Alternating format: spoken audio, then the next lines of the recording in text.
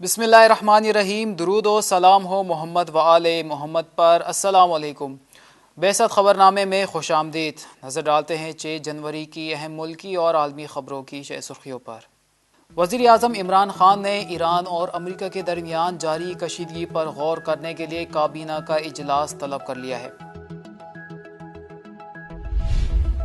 ایران نے جوہری معاہدے میں اپنے وعدوں میں کمی لانے سے متعلق 5واں اور آخری فیصلہ کرتے ہوئے یہ اعلان کیا ہے کہ اب ایران یورینیم کی افزودگی، ذخیرہ شدہ یورینیم کی مقدار کے ساتھ اپنی جوہری سرگرمیوں میں کسی حدود کا پابند نہیں ہے۔ بھارت کے دارالحکومت نئی دہلی کی مشہور جواہر لال نہرو یونیورسٹی میں ڈنڈا بردار نقاب پوش افراد نے حملہ کر کے اساتذہ اور طلبہ یونین کے صدر سمیت مزید کئی طلبہ کو زخمی کر دیا ہے۔ ایرانی دارالحکومت تہران میں آج صبح رہبر معظم انقلاب اسلامی امام سید علی خامنائی کی امامت میں شہید قاسم سلیمانی، عراق کی عوامی رضاکار فورس حشد الشعبی کے ڈپٹی کمانڈر ابو مہدی المہندس اور ان کے ساتھیوں کی نماز جنازہ ادا کی گئی۔ نماز جنازہ میں صدر مملکت ایران، پارلیمنٹ کے اسپیکر، عدلیہ کے سربراہ، علماء کرام، ایران کے اعلیٰ سیاسی و عسکری حکام و دیگر شخصیات سمیت 50 لاکھ سے زائد عوام نے شرکت کی۔ حماس کے سربراہ اسماعیل ہنیہ نے کہا ہے کہ جنرل سلیمانی نے اپنی ساری زندگی فلسطین کی حمایت اور جد و جہد میں گزاری اور وہ قدس کے کمانڈر تھے اور قدس کے شہید ہے۔ فلسطین کی آزادی تک ہماری جد و جہد جاری رہے گی اور جنرل سلیمانی کا خون رائے گا نہیں جانے دیں گے۔ عراقی پارلیمنٹ میں امریکی فوج کے انخلاء کی منظوری کے بعد امریکی صدر نے عراقی حکومت کو دھمکی دی ہے کہ اگر امریکی فوجیوں کو نکالا گیا تو اسے سخت اقتصادی پابندیوں کا سامنا کرنا پڑے گا۔ برطانیہ کے وزیر خارجہ ڈومینک راب نے کہا ہے کہ جنرل قاسم سلیمانی کے دہشت گردانہ انداز میں ہونے والے شہادت پر امریکہ کی حمایت کرتے ہیں، جبکہ ایسی اطلاعات موصول ہوئی ہے کہ ایران کے علاقائی پانیوں کے قریب برطانیہ نے ایک فوجی صورتحال اختیار کی ہے۔ یمنی افواج اور انصار اللہ کے دستوں نے سعودی عرب کے فوجیوں کو میزائل حملوں کا نشانہ بنایا ہے۔ ترک صدر رجب طیب اردگان نے کہا ہے کہ گزشتہ ہفتے پارلیمنٹ کی منظوری کے بعد ترک فوجیوں کی لیبیا میں تعیناتی کا عمل شروع ہو گیا ہے۔ آسٹریلیا کے جنگلات میں لگی آگ اور مٹی کے طوفان نے جہاں لوگوں کی مشکلات میں اضافہ کیا ہے تو وہی آسمان نارنجی رنگ میں تبدیل ہو گیا ہے۔ شمالی اٹلی کے ایک علاقے میں ڈرائیور نے جرمن سیاحوں پر گاڑی چڑھا دی جس سے 6 افراد ہلاک ہو گئے۔ جاپانی وزیر اعظم شنزو آبے نے اندیا دیا ہے کہ وہ اپنے اس منصوبے پر عمل کریں گے جس میں مشرقی وسطی میں ملکی فوج کی تعیناتی شامل ہے۔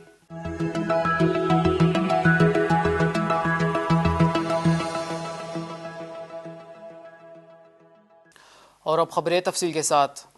وزیر اعظم عمران خان نے ایران اور امریکہ کے درمیان جاری کشیدگی پر غور کرنے کے لیے کابینہ کا اجلاس طلب کر لیا ہے۔ خبر رساں ادارے کی رپورٹ کے مطابق وزیر اعظم عمران خان کی زیر صدارت وفاقی کابینہ کا اجلاس کل 11:30 بجے صبح وزیر اعظم ہاؤس میں ہوگا۔ اجلاس میں مشرقی وسطی کے حالیہ کشیدگی پر غور ہوگا، جبکہ علاقائی اور مشرقی وسطی کی صورتحال کا جائزہ بھی لیا جائے گا۔ گزشتہ روز وزیر خارجہ شاہ محمود قریشی نے مختلف مسلم ممالک کے وزرائے خارجہ سے ٹیلی فون پر بات چیت میں اپنے ہم منصبوں سے خطے میں پروان چڑھنے والی صورتحال پر تفصیلی تبادلہ خیال کیا اور کہا کہ موجودہ تازہ ترین صورتحال پر پاکستان کو تشویش ہے، کشیدگی میں کمی کی جائے اور پابندی کو لازم اول رکھا جائے۔ میری ٹائم سیکیورٹی ایجنسی کے فلیگ آفیسر کی ڈیپوٹیشن پر ڈی جی تعیناتی پاکستان اور سعودی عرب میں ایئر سروس کے معاہدے کی اجازت ایجنڈے میں شامل ہے۔ ایران نے جوہری معاہدے میں اپنے وعدوں میں کمی لانے سے متعلق 5واں اور آخری فیصلہ کرتے ہوئے یہ اعلان کیا ہے کہ اب ایران یورینیم کی افزودگی، ذخیرہ شدہ یورینیم کی مقدار کے ساتھ اپنی جوہری سرگرمیوں میں کسی حدود کا پابند نہیں ہے۔ اس بیان کے مطابق ایران افزودگی صلاحیت، افزودگی کی سطح، افزودہ مواد، ترقی اور تحقیق کی مقدار جو 2015 میں دستخط شدہ جامع مشترکہ ایکشن پلان میں طے شدہ ہے پر پابندیوں کا خاتمہ کرے گا۔ ایران اپنے جوہری وعدوں کی کمی کے 5ویں مرحلے میں سینٹریفیوجز کی تعداد میں آپریشنل پابندیوں کو نظر انداز کرے گا۔ ایران عالمی جوہری ادارے کے ساتھ تعاون پر قائم رہے گا۔ ایران نے اعلان کیا ہے کہ اگر پابندیاں ختم ہو جائیں اور اپنے مفادات سے فائدہ اٹھائے تو ہم اپنے وعدوں پر واپسی کے لیے تیار ہیں۔ اس کے بعد ایران کا جوہری پروگرام مکمل طور پر اس کی تکنیکی ضروریات پر مبنی ہوگا۔ بھارت کے دارالحکومت نئی دہلی کی مشہور جواہر لال نہرو یونیورسٹی میں ڈنڈا بردار نقاب پوش افراد نے حملہ کر کے اساتذہ اور طلبہ یونین کے صدر سمیت مزید کئی طلبہ کو زخمی کر دیا ہے۔ رپورٹ کے مطابق جواہر لال نہرو یونیورسٹی میں پیش آنے والے واقعے کی ویڈیو میں دیکھا جا سکتا ہے کہ ڈنڈے اور لوہے کی سلاخیں ہاتھوں میں لیے نقاب پوش حملہ آور ہاسٹل کی عمارت کی طرف بڑھ رہے ہیں۔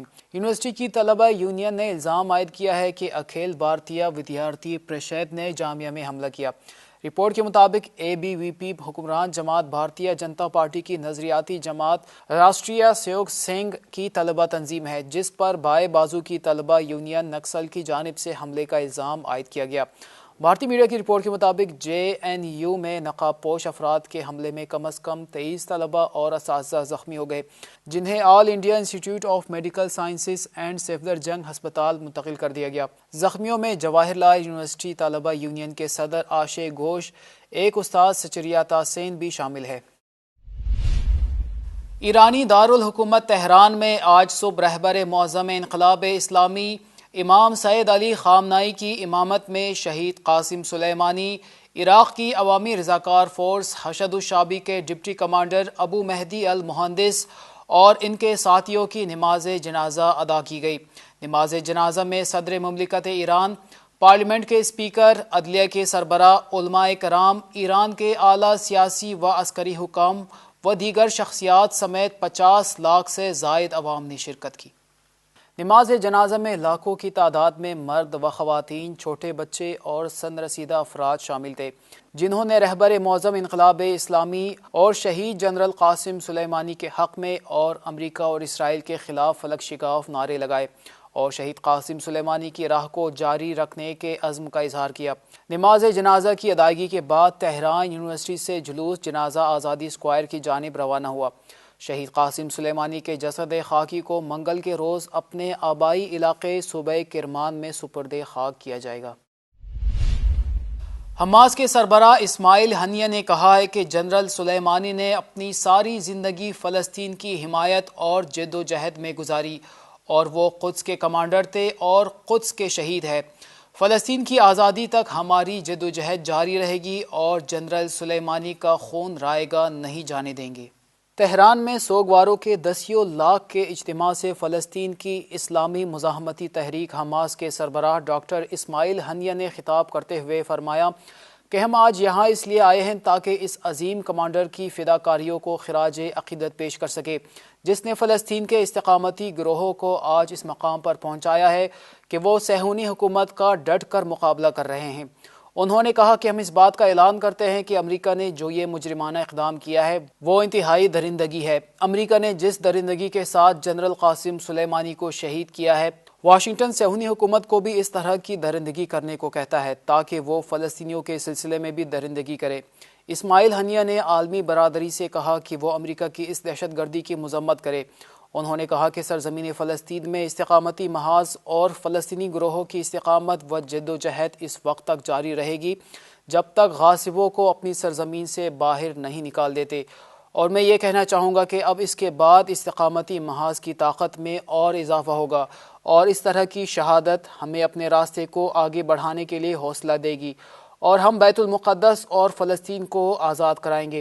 اسماعیل ہنیہ نے کہا کہ ہم آخر میں یہ اعلان کرتے ہیں کہ شہید جنرل قاسم سلیمانی، جنہوں نے اپنی پوری زندگی فلسطین اور بیت المقدس کی حمایت میں بسر کی، یہ عظیم کمانڈر شہید قدس ہے، اور یہ بھی اعلان کرتا ہوں کہ استقامتی محاذ نے جس طرح سے لبنان اور غزہ میں فتح حاصل کی ہے، آئندہ بھی دشمنوں کے خلاف جنگ میں فتح حاصل کرے گا۔ عراقی پارلیمنٹ میں امریکی فوج کے انخلا کی منظوری کے بعد امریکی صدر نے عراقی حکومت کو دھمکی دی ہے کہ اگر امریکی فوجیوں کو نکالا گیا تو اسے سخت اقتصادی پابندیوں کا سامنا کرنا پڑے گا۔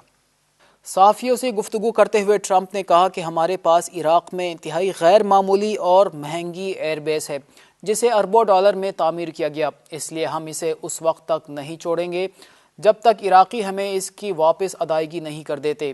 انہوں نے کہا کہ اگر عراق نے امریکی افواج سے انخلا کا مطالبہ کیا تو ہم اس پر ایسی پابندیاں عائد کریں گے جو انہوں نے اس سے پہلے کبھی نہیں دیکھی ہوں گی، اور ان پابندیوں کے سامنے ایران پر عائد پابندیاں بہت معمولی نظر آئیں گی۔ خیال رہے کہ ایران نے بغداد شہر میں شہید قاسم سلیمانی کی شہادت کا امریکہ سے بدلہ لینے کا اعلان کیا ہے، اور سپاہ پاسداران انقلاب اسلامی نے کہا ہے کہ وہ جلد امریکہ کی اس عارضی خوشی کو سوگ میں بدل دیں گے۔ ایرانی وزیر خارجہ محمد جواد ظریف نے بھی اپنے رد عمل میں کہا ہے کہ جنرل قاسم سلیمانی پر حملہ کر کے امریکہ نے عالمی دہشت گردی کی ہے۔ ایران نے جنرل قاسم سلیمانی کے شہادت کا بدلہ لینے کا اعلان کرتے ہوئے کہا تھا کہ امریکہ اور اسرائیل کے 35 مقامات ہمارے اہداف پر ہے۔ واضح ہے کہ عراق کی پارلیمنٹ نے جنرل قاسم سلیمانی کے بغداد میں شہادت کے بعد قرارداد منظور کی ہے جس میں امریکی افواج سے عراق چھوڑنے کا مطالبہ کیا گیا ہے۔ عراق میں تقریباً 5000 امریکی فوجی تعینات ہیں جو داعش کے خلاف نام نہاد جنگ کے سلسلے میں آئے تھے۔ گزشتہ روز ایران نے بھی جنرل قاسم سلیمانی کی شہادت کے بعد ایٹمی معاہدے کی پاسداری کرنے سے انکار کر دیا۔ برطانیہ کے وزیر خارجہ ڈومینک راب نے کہا ہے کہ جنرل قاسم سلیمانی کے دہشت گردانہ انداز میں ہونے والے شہادت پر امریکہ کی حمایت کرتے ہیں، جبکہ ایسی اطلاعات موصول ہوئی ہے کہ ایران کے علاقائی پانیوں کے قریب برطانیہ نے ایک فوجی صورتحال اختیار کی ہے۔ رپورٹ کے مطابق ٹاما ہاک کروز میزائلوں سے لیس ایک رائل نیوی ایٹمی طاقت سے چلنے والی آبدوز ایران کے پانی میں آمادہ باش حالت میں ہے۔ رپورٹ میں یہ بھی کہا گیا ہے کہ حملے کی صورت میں برطانیہ امریکہ کا ساتھ دینے کے لیے آمادہ ہے۔ یمنی افواج اور انصار اللہ کے دستوں نے سعودی عرب کے فوجیوں کو میزائل حملوں کا نشانہ بنایا ہے۔ عسیر میں واقع سعودی ٹھکانوں پر میزائل حملوں میں متعدد سعودی فوجیوں کے ہلاک یا زخمی ہونے کی خبریں موصول ہوئی ہیں۔ یمنی ویب سائٹ انصار اللہ نے خبر دی ہے کہ اتوار کے روز سعودی عرب کی جانب سے الحدیدہ کے شہر الدرہمی کو گولہ باری کا نشانہ بنایا گیا تھا، جس کے جواب میں یمنی دستوں نے اتحادی افواج پر 3 زلزال میزائل داغے ہیں۔ واضح ہے کہ عسیر میں سعودی اتحاد کے فوجی دستے یمنی حدود میں داخل ہونے کے لیے متعدد حملے کر چکے ہیں، لیکن ہر بار یمنی افواج نے بر وقت جوابی کارروائی کرتے ہوئے دشمن کو شدید نقصان سے دوچار کیا ہے۔ ترک صدر رجب طیب اردگان نے کہا ہے کہ گزشتہ ہفتے پارلیمنٹ کی منظوری کے بعد ترک فوجیوں کی لیبیا میں تعیناتی کا عمل شروع ہو گیا ہے۔ واضح ہے کہ ترک پارلیمنٹ میں ایک بل منظور کیا گیا تھا جس میں حکومت کو لیبیا میں فوج بھیجنے کی اجازت دی گئی تھی، جس کا مقصد طرابلس میں اقوام متحدہ سے منظور شدہ حکومت کو برطرف کرنا ہے۔ اپریل 2019 میں جنرل خلیفہ حفتر نے لیبیا میں کارروائی شروع کی، جس کی وجہ سے حکومت مستقل حملوں کی زد میں ہے۔ خلیفہ حفتر کو ترکی کے علاقائی حریف متحدہ عرب امارات اور مصر کی حمایت حاصل ہے، جبکہ اقوام متحدہ کی حمایت یافتہ حکومت کو انقرہ اور اس کے اتحادی قطر کی حمایت بھی حاصل ہے۔ اردگان نے کہا کہ ترکی کا مقصد لڑائی نہیں بلکہ جائز حکومت کی حمایت کرنا اور انسانیت سوچ سہنے سے بچنا ہے۔ انہوں نے مزید کہا کہ ترکی اپنا جنگی دستہ تعینات نہیں کرے گا۔ آسٹریلیا کے جنگلات میں لگی آگ اور مٹی کے طوفان نے جہاں لوگوں کی مشکلات میں اضافہ کیا ہے تو وہی آسمان نارنجی رنگ میں تبدیل ہو گیا ہے۔ موسم کی خرابی اکثر نہ صرف مشکل صورتحال پیدا کر دیتی ہے بلکہ لوگوں کو خوفزدہ بھی کر دیتی ہے۔ آسٹریلیا میں موسم کی ایسی سختی اس وقت دیکھی گئی جب اچانک مٹی کا طوفان امڈ آیا اور آسمان نارنجی رنگ میں تبدیل ہو گیا، جس نے ہر شخص کو خوفزدہ کر دیا۔ وہیں گزشتہ روز مٹی کے طوفان نے ان کی مشکلات میں مزید اضافہ کر دیا ہے، جبکہ تیز ہواؤں کے ساتھ اڑتی ریت اور دھول مٹی سے جہاں نظام زندگی درہم برہم ہو گیا، وہیں ٹریفک کی روانی بھی بری طرح متاثر ہوئی اور ہوا میں اڑتی ریت اور مٹی کے باعث کئی افراد کو مشکلات کا سامنا کرنا پڑا ہے۔ رپورٹ کے مطابق موسم کی خراب صورتحال کے باعث انتظامیہ کی جانب سے لوگوں کو گھر سے باہر نکلتے ہوئے احتیاط برتنے کی تاکید کی گئی ہے۔ شمالی اٹلی کے ایک علاقے میں ڈرائیور نے جرمن سیاحوں پر گاڑی چڑھا دی جس سے 6 افراد ہلاک ہو گئے۔ رپورٹ کے مطابق اٹلی کے شمالی علاقے میں مبینہ طور پر نشے میں دھت ڈرائیور نے موسم سرما کی تعطیلات پر اسکیٹنگ کے لیے آئے ہوئے جرمن سیاحوں کے گروپ پر گاڑی چڑھا دی، جس کے نتیجے میں 6 افراد ہلاک اور 11 زخمی ہوئے۔ رپورٹس کے مطابق ویلی اورینا میں پہاڑی گاؤں لوٹاگو کے قریب سیاحوں کا گروپ سڑک عبور کر رہا تھا کہ اس دوران تیز رفتار گاڑی نے انہیں ٹکر مار دی۔ پولیس کے مطابق انہوں نے 28 سالہ مشتبہ شخص کو گرفتار کیا اور اس سے تحقیقات جاری ہیں، جبکہ مقامی میڈیا نے دعویٰ کیا ہے کہ زیر حراست شخص نشے کی حالت میں گاڑی چلا رہا تھا۔ جاپانی وزیر اعظم شنزو آبے نے اندیا دیا ہے کہ وہ اپنے اس منصوبے پر عمل کریں گے جس میں مشرقی وسطی میں ملکی فوج کی تعیناتی شامل ہے۔ آبے کے مطابق یہ فوج جاپان کے مفادات کے تحفظ اور سمندری گزرگاہ میں سے گزرتے ہوئے مال بردار بحری جہازوں کی حفاظت کے لیے تعینات کی جائے گی۔ انہوں نے اپنے بیان میں یہ بھی کہا کہ مشرق وسطی میں امن و استحکام کے لیے جاری سفارتی کوششوں کا سلسلہ جاری رہنا چاہیے۔ شنزو آبے نے خلیج فارس میں بڑھتی ہوئی کشیدگی پر گہری تشویش کا اظہار کرتے ہوئے تمام فریقوں سے اپیل کی کہ وہ صبر و تحمل کا مظاہرہ کریں۔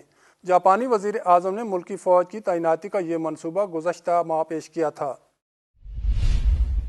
یہ تھی آج کی اہم خبریں۔ اگلے خبرنامے تک اجازت دیجیے، دیکھتے رہیے بیست تعلیمی ٹی وی چینل۔ اللہ حافظ۔